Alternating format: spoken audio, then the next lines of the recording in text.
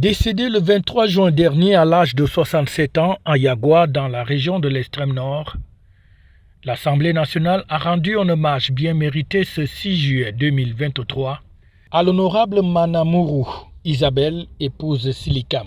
Des hommages qui se sont tenus à l'absence de la dépouille, mais qui ont rassemblé aussi bien ses camarades députés, les sénateurs, la famille et d'autres personnalités qui gardent d'elle le souvenir d'une grande femme.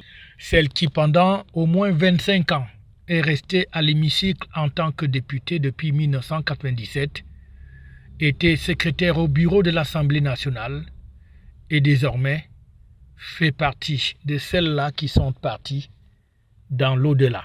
Qui suivra sur la liste? En effet, c'est l'honorable Bernadette Sarawi du Mayo-Kani, dans la région de l'extrême nord, qui a ouvert la porte à ce sinistre défilé le 9 août 2020.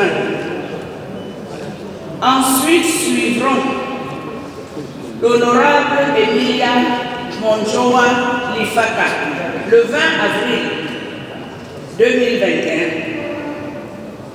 puis l'honorable Goyetna le 24 mai 2021.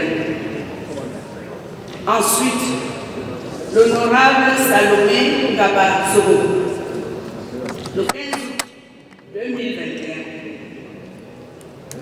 Puis l'honorable Fadimatou Sambo le 20 mars 2022.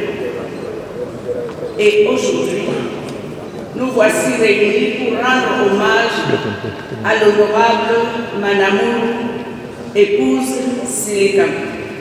Membre de la commission des lois constitutionnelles de l'Assemblée nationale, son président garde de Isabelle Silikam l'image d'une grande militante, mais aussi d'une parlementaire accomplie. En ma qualité de président du groupe parlementaire qui a dépassé à l'Assemblée nationale, je m'appuierai tant sur les acquis de notre longue et remarquable collaboration que sur les informations que nous procurons fort heureusement les analyses, les annales de notre constitution pour faire non pas véritablement un témoignage, mais l'éloge de notre honorable dame, de cette honorable dame que nous avons conduit à sa dernière demeure le week-end du 28 juillet 2023.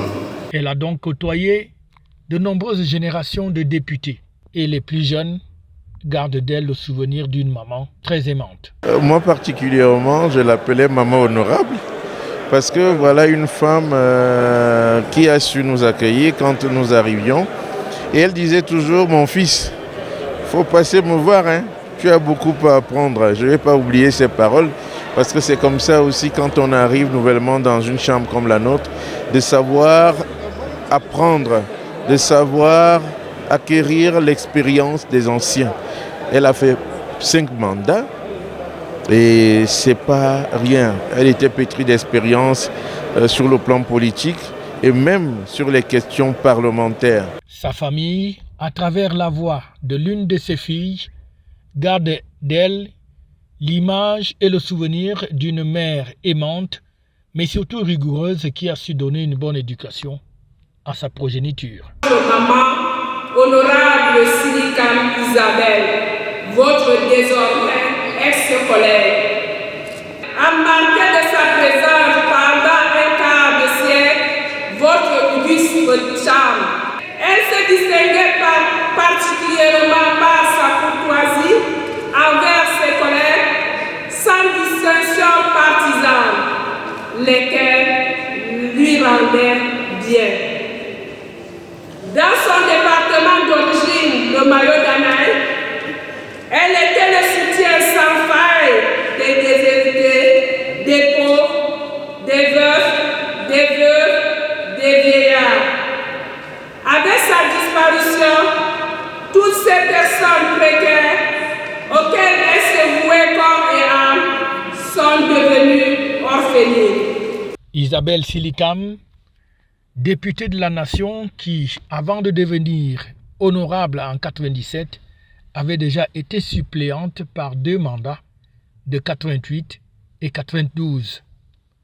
Celle qui était comptable de formation et qui a évolué dans le Rassemblement démocratique du peuple camerounais en tant que président de section dans la section de Mayo-Danaï Est 1 et donc aujourd'hui allait rejoindre son époux, mort lui-même quelques semaines seulement plus tôt.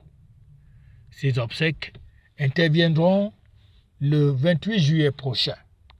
Il faut dire que la cérémonie d'hommage était présidée par le premier vice-président de l'Assemblée nationale, Hilarion Eton, en présence du ministre en charge des parlements, mais aussi d'autres responsables et de nombreux curieux, amis et familles. FH News, votre télévision.